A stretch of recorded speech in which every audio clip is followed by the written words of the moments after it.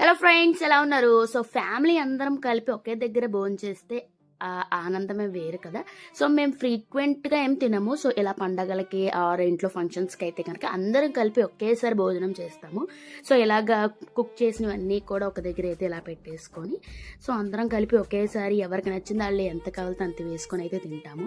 So ఇంకా food అందరం enjoy చేసేసిన తర్వాత ఒకే దగ్గర ఇంకా మూవీ నైట్ అయితే ప్లాన్ చేసుకున్నాము. సో మేము ఏ మూవీ చూస్తున్నామో గెస్ట్ చేసేసండి. అండ్ మన వీడియో నచ్చితే సబ్స్క్రైబ్ చేసేసుకోండి. Please continue. చూసిన నాలోకం ఎన్నాళ్ళుగా వేచెను